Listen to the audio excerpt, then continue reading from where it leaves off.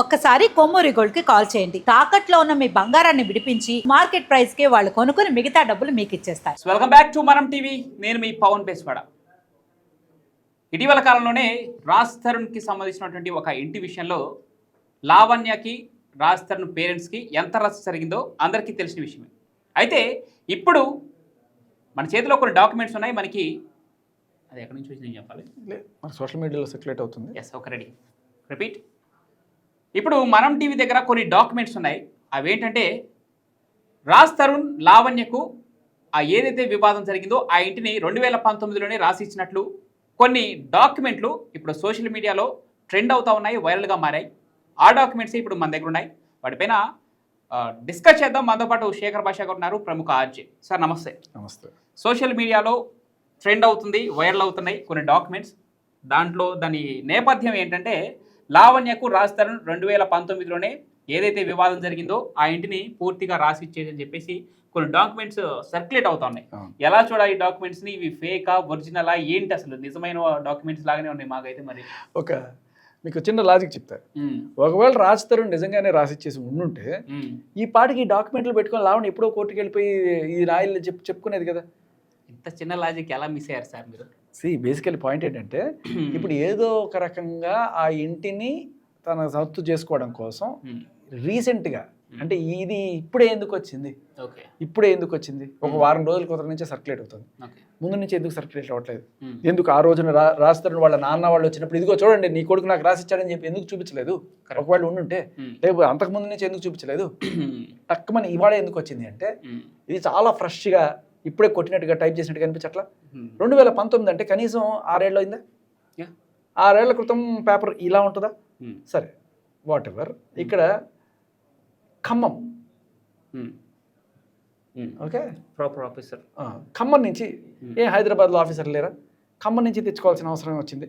So కొన్నిసార్లు ఏంటంటే ఒకవేళ కనుక మనకి ఆ టైంకి సంబంధించిన ఇప్పుడు 2019లో సృష్టించాలనుకున్నాను డాక్యుమెంట్లు, 2019 డాక్యుమెంట్ కావాలన్నప్పుడు నీకు ఆ పేపర్ రావాలి.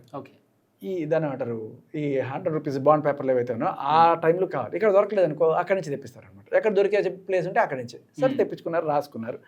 సరే, అంటే బిగినర్స్ మిస్టేక్స్ అంటారు కదా, అలా అంటే ఫ్రాడ్ చేసేటప్పుడు కూడా కొంచెం ముందే చూసుకోబల్లే అలా అనమాట.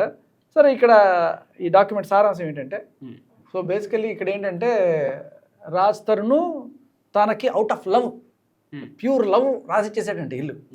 ఓకే, ఇల్లు న్యాచురల్ ఏంటిది, వేరే ద డోనర్ అంటే రాజ్ తరుణ్ అనమాట. Does here by out of his natural love towards Dhoni. అంటే ధోనిని రాజ్ తరుణ్ ప్రేమించాడని పొరపాటు అనుకోండి. ధోని అంటే ఇక్కడ ఆ క్రికెట్ ప్లేయర్ ధోని అనుకున్నారు, లావణ్య అని ఏడు ఉద్దేశం అనమాట. ముద్దు పేరా కాదు, డోనర్ ధోని. ఓకే, సారీ, అది ఆ రకంగా ధోని అంటే ఏదో అనుకునేది. సో రాజ్ తరుణ్ లావణ్యకి out of pure love, who is his wife. అంటే మొన్న వీడియోలో అక్షంతలు తీసి ఆశీర్వాదం తీసుకున్నారు, ఆ వైఫే కదా, అదే కదా. సో మనకి ఆవిడే మోటార్ షాప్ అంటే తెలుసు కదా, ఎంత చక్కగా ఎడిటింగ్లు చేస్తుంది, ఎంత చక్కగా ఫ్రాడ్లు క్రియేట్ చేస్తుంది. అందులో ఇదొక ఇదనమాట.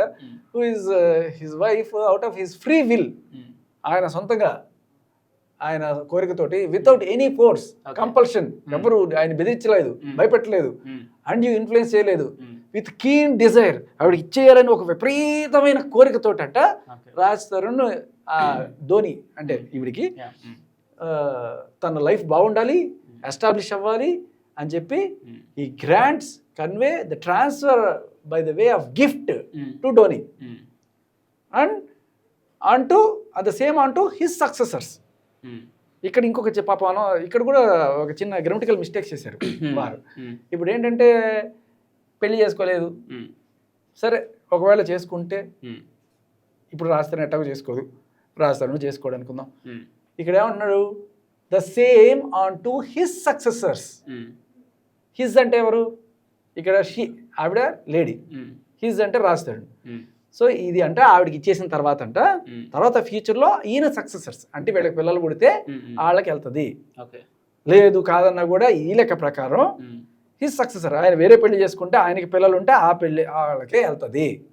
ఓకే, అంటే ఈ డాక్యుమెంట్ల ప్రకారం కూడా అది చూసుకోవాలి. ఇక్కడ హర్ అని రాసుకోవాలి బేసికలీ, ఓకే హర్ సక్సెసర్స్ అని రాసుకోవాలి. పొరపాటున చూసుకోబల్లే ఎవరు కొట్టారు కానీ సరే ఇది అయిపోయిందా. తర్వాత ఇది ఎందుకు అంత లవ్తో ఇచ్చడం దానికి మళ్ళీ ఇంకొక ఇది కూడా పెట్టుకుంది అనమాట. In the view of selfless ఈవిడ చాలా నిస్వార్థభరితమైన సేవలు అందించింది అంటే రాజ్ తరుణ్కి. అండ్ మెయింటైనింగ్ అవన్నీ కూడాను, మెయింటైనింగ్ ద డోనర్ అంటే ఈయన్ని బాగా మెయింటైన్ చేసిందంట.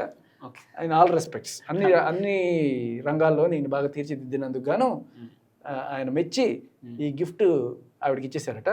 ఇక నుంచి all rights, title, interest, position అన్నీ కూడా ఈవిడికే చెందుతాయి అని చెప్పి ఆవిడ రాసేసుకొని, ఇది ఏముంది టైపింగే కదా, ఎవడైనా టైప్ చేసుకోవచ్చు. సరే ఈ ప్రాపర్టీ ఎప్పుడు ఏంటి అనేది దాని లిమిట్స్, నార్త్లో ఎవరున్నారు, సౌత్లో ఎవరున్నారు, వెస్ట్లో ఎవరున్నారు, ఈస్ట్లో ఎవరున్నారు, ఇలా చేసుకుంది. సో ఇక్కడ పాయింట్ ఏంటంటే నేను నీకు గిఫ్ట్ ఇచ్చేయచ్చు, ఇది గిఫ్ట్ ఇచ్చేయచ్చు, ఇల్లు గిఫ్ట్ ఇచ్చేయచ్చు. సరే వాచ్లు లేకపోతే ఉంగరాలు ఇవన్నీ గిఫ్ట్లు ఇస్తే పెద్ద పట్టించుకో. ఒక ఇల్లు గిఫ్ట్ ఇవ్వాలంటే మన భారత చట్టాల ప్రకారం నేను నీకు గిఫ్ట్ ఇవ్వాలంటే ఇది సరిపోదు. ఇది చేసిన తర్వాత దీన్ని రిజిస్టర్ చేసుకోవాలి. ఇప్పుడు రిజిస్ట్రేషన్ ఛార్జీలు కట్టాలి కదా.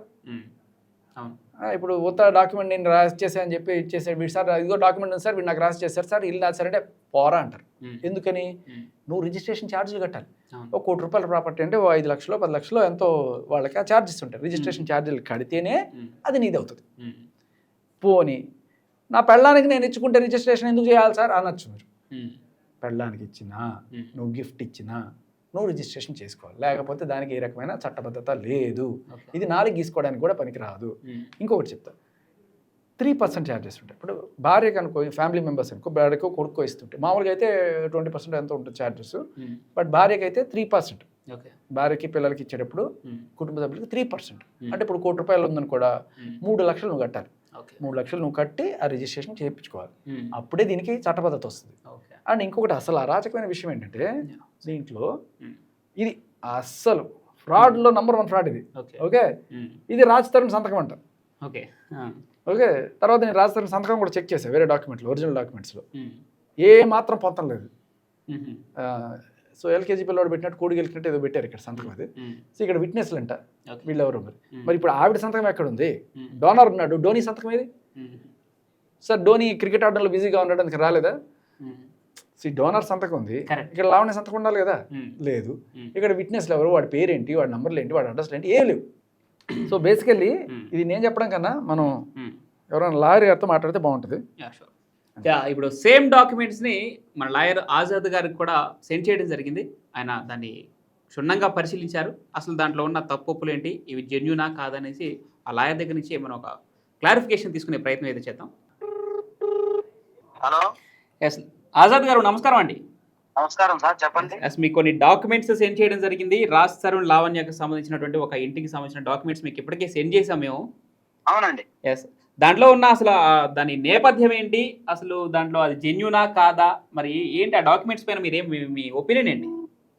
యాక్చువల్గా గిఫ్ట్ డీడ్ అనేది రిజిస్ట్రేషన్ ఉంటేనే చెల్లుతుందండి, మామూలుగా రాయించుకుంటే ఏమి చెల్లదు. అది ఫస్ట్ ఆఫ్ ఆల్ మీరు గమనించండి. ఓకే. రెండోది ఆ డాక్యుమెంట్స్ ఆమె తయారు చేసిందా మరి ఆ సంతకమా మీకు ఏమైనా డౌట్ ఉంటే దానిపైన ఎవరైతే రాజ్ తరుణ్ గారు దానిపైన కంప్లైంట్ ఇవ్వచ్చు. చీటింగ్ నిజంగా ఆయన సంతకాలు కాకుండా ఉంటే, అది కాక ఆయన కనుక ఫోర్జరీ డాక్యుమెంట్ ఉంటే ఖచ్చితంగా పోలీస్ కంప్లైంట్ ఇవ్వచ్చు. పోలీసు వాళ్ళు దాన్ని ఎంక్వైరీ చేసి అది ఫేక్ డాక్యుమెంట్ అని అన్నప్పుడు ఆటోమేటిక్ అది చీటింగ్ కేసు కింద వస్తుంది. ఒకటి. రెండోది అది ఎప్పుడు కొన్నారు, ఎక్కడ కొన్నారు, స్టాంప్ వెండర్స్ ఎవరు అని కూడా పిలిపించి మనం ఎంక్వైరీ చేయొచ్చు. నిజంగానే జెన్యూనా, ఏ టైంలో కొన్నారు, అది కొన్నారా లేదా అదా అన్నట్టు. స్టార్టింగ్ అక్కడ సంతకాలు చూస్తే 2 సంతకాలు కనపడతా ఉన్నాయి. డాక్యుమెంట్ రైటర్ దగ్గర చూస్తే మాకు లాయర్ గారు మాకు ఇక్కడ ఫస్ట్ ఎయిడ్ మ్యాండేటరీ అన్నట్టు మాకు ఒక్కటే డౌట్ అండి. ముందు 2019లో రిజిస్ట్రేషన్ బాండ్ నిజంగానే ఇలానే ఉందా, అసలు దాని రూపురేఖలు ఇలానే ఉండే? అంటే దాదాపు అది కూడా చెప్తున్నా, రిజిస్ట్రేషన్ రూపురేఖలు అనేవి మనకు తెలియదు, దానికి ఒక ఎక్స్పర్ట్స్ ఉంటారండి. ఎవ్రీ ఇయర్ మీకు స్టాంప్ పేపర్ మోడల్ మారిపోతా ఉంటది. ఎగ్జాక్ట్లీ. అది ఆ మోడల్ మీకు తెలియదు, నాకు తెలియదు. ఎందుకంటే నేను Okay. advocate But గా మనం sir, చూస్తామే కానీ. నాకు ఒక డౌట్ సార్, ఆజాద్ గారు, నేను శేఖర్ భాష మాట్లాడుతున్నా. చెప్పండి శేఖర్ గారు. సార్ అక్కడ లాస్ట్ ఎండింగ్ లో మీరు సంతకాలు గమనిస్తే ఇటుపక్క రాజస్థాన్ సంతకం ఉంది, అవును, సో డోనర్ సంతకం ఉంది, డోనీ సంతకం లేదు. అంటే అదే అక్కడ ఆ సంతకం మిస్సింగ్, పక్కన ఇంకొక 2 సాక్షి సంతకాలు ఉన్నాయి. ఆ సాక్షి సంతకాల్లో వాడి పేరు కానీ వాడి నంబర్ కానీ ఏం లేదంటే దీన్ని ఎలా చూడాలి? అదే సార్ నేను చెప్పేది, మీకు తెలియదు ఏముంది, ఇది కనుక మీరు పోలీస్ స్టేషన్ కంప్లైంట్ చేస్తే ఇన్వెస్టిగేషన్ మొత్తం వెళ్ళిపోతుంది. మీకు తెలియదు ఏముంది సార్, అది తర్వాత ఫేక్ డాక్యుమెంట్. ఇంకోటి చెప్పనా మీకు, రిజిస్ట్రేషన్ లేకుండా ఎందుకు చెందుతుంది సార్, దేని పనికి వస్తుంది? అది ఏం పనికిరాదు, రిజిస్ట్రేషన్ కంపల్సరీ ఉండాలి. పాయింట్ అది చెల్లుతుందా చెల్లదని కాదు, బట్ ఇది ఫ్రాడ్ అయితే జరుగుతుంది కదా, ఈ ఫ్రాడ్ మీద మనం కంప్లైంట్ ఇవ్వాలి. ఖచ్చితంగా సార్, నేను అదే చెప్తున్నాను. అది కనుక మీరు ఫ్రాడ్ అని మీరు భావిస్తే దాని మీద పోలీస్ స్టేషన్ కంప్లైంట్ చేయొచ్చు, లేదంటే ప్రైవేట్ కంప్లైంట్ చేయొచ్చు. ప్రైవేట్ కంప్లైంట్ చేసి దీని మీద ఇన్వెస్టిగేషన్ చేయమని చెప్పి దాన్ని ఇన్వెస్టిగేషన్ చేస్తారు. దానికి సంబంధించి ఒకవేళ ఏదైనా డౌట్ ఉంటే ఫోరెన్సిక్ ల్యాబొరేటరీకి మనం పంపిస్తే ఫోరెన్సిక్ వాళ్ళు దాన్ని ఎంక్వైరీ చేసి అది ఒరిజినల్ కాదా అనేది వాళ్ళు ఎంక్వైరీ చేసి చెప్తారు. ఒకవేళ నిజమైనా కూడా అది ఎందుకు పనికిరాదు, బట్ ఒకవేళ ఫేక్ అయితే మాత్రం అది లావణ్య మీద కేసు అవడానికి పనికి వస్తుంది. ఖచ్చితంగా అంటే ఏ కేసు నమోదు ఇప్పుడు ఫోర్జరీ, దీంట్లో ఫోర్జరీ ఉంటది, ఇంకా ఏమేమి కేసులు పెట్టచ్చు? అదే సార్, చీటింగ్ కేసు ఉంటది, ఫోర్జరీ ఉంటది, క్రిమినల్ ఇంటిమిడేషన్ ఉంటది. ఈ 3 అట్రాక్ట్ అవుతాయి. సో ఇవి 3 చూడాలి. తర్వాత ఒకవేళ ఏదన్నా మీకు ఏదైనా అనుమానం ఉంటే మీరు ఇమీడియట్లీ పోలీసుని కంప్లైంట్ చేయొచ్చు. పోలీసు వారు తీసుకోండి, ఇది సివిల్ నేచర్ అది అని అన్నారనుకోండి, వాళ్ళ పోలీసు వారు అన్నారనుకోండి, అన్నప్పుడు మనం దానికి సంబంధించి ఫోర్జరీ అనేది క్రిమినల్ అఫెన్సే కదా సార్? సార్ ఏమంటారు? ఫోర్జరీ అనేది క్రిమినల్ అఫెన్సే కదా? అవును, క్రిమినల్ అఫెన్స్. కొన్ని సందర్భాల్లో పోలీసు వారు తీసుకోరండి. ఒకవేళ తీసుకుంటే ఓకే, తీసుకోకపోయినా ప్రైవేట్ కంప్లైంట్ వేసుకొని మన కోర్టు ద్వారా మూవ్ చేసుకోవచ్చు, ఇబ్బంది ఏం లేదు. Right. Thank you Azad garu, thank you so much. ముందైతే ప్రయత్నం చేయండి, పోలీస్ స్టేషన్ కంప్లైంట్ ఇవ్వండి, అదేనా మీకు డ్రాఫ్టింగ్ అది కావాలంటే నేను పంపిస్తాను. ఏముంటాను. Right. Thank you so much Azad garu, thank you. Right brother, right. So అది ఆఖరికి ఏ స్టేజ్కి దిగజారిపోతున్నారు మనుషులు అనేది మనం చూస్తూనే ఉన్నాం. అంటే ఆవిడ ఇప్పుడు కాదు, ఫస్ట్ నుంచి కూడా ఆవిడ ఎడిటింగ్ టెక్నాలజీ మనం చూస్తూనే ఉన్నాం. ఇప్పుడు ఒకటే సింగిల్ లాజిక్ ఏంటంటే, ఒకవేళ ఈ డాక్యుమెంట్ ఆవిడ దగ్గర ఉండుంటే ఆ రోజే ఆవిడ ఈ ఇల్లు నాది అన్నప్పుడు బయటకు తీసుకొచ్చి చూపించుండేది. లేదు కాబట్టే ఏదో రకంగా క్రియేట్ చేయాలని చెప్పి అప్పటి నుంచి తపన పడి వాళ్ళకి వీళ్ళకి ఫోన్లు చేసి, సో ఎవడో ఖమ్మంలో ఉంటే వాళ్ళకి తెలిసిన వాళ్ళని పంపించి వాళ్ళతో తెప్పించుకొని ఇప్పుడు సడన్ గా మెల్లగా ఇది జనాల్లోకి, అంటే డైరెక్ట్ గా తీసి చూపించే ధైర్యం లేదు. మళ్ళీ ఎక్కడ ఇది ఆవిడే చేసిందని చెప్పి తెలిసిపోతే ఇప్పుడు ఫ్రాడ్ కేసు పడుతుందని చెప్పి ఇండైరెక్ట్ సోషల్ మీడియాలో అట్లా స్ప్రెడ్ చేస్తూ గురించి మాట్లాడుకోవాలన్నమాట. ఇప్పుడు ఆవిడకి ఇచ్చారని చెప్పి, నిజంగా నీ ఇల్లు నీకు నిజంగా రాసి నువ్వు ధైర్యంగా వచ్చి బయటకు చెప్తావు, ఇదిగో ఇది నా ఇల్లు అని చెప్పి. కదా, రాలేదంటే దాని అర్థం ఏంటి? దొంగ దొరికిపోయింది అడ్డంగా. చూద్దాం, సోషల్ మీడియా అయితే సర్క్యులేట్ అవుతున్నాయంటే ఈ డాక్యుమెంట్స్ లావణ్యకి రాజస్థాన్ తన ఇల్లు రాసిచ్చినట్టుగా అయితే స్ప్రెడ్ అవుతా ఉన్నాయి. మరి దీనిపైన ఇంతవరకు రాజస్థాన్ అయితే స్పందించలేదు. చూద్దాం మరి లావణ్య తరపు నుంచి ఇవే డాక్యుమెంట్స్ పోలీసులకు సమర్పించిందా, కోర్టు ముందు కూడా ఇవే సబ్మిట్ చేయబోతుందా ఏంటనేది చూడాలి. బిగినర్స్ మిస్టేక్స్, ఇందాక భాష గారు అన్నట్టు చాలా మిస్టేక్స్ అయితే ఉన్నాయి. ఒకవేళ సబ్మిట్ చేస్తే చూసుకొని కొంచెం ఎడిట్ చేసి సబ్మిట్ చేయమని చెబుదాం. చూసుకోవాలి. Thank you so much.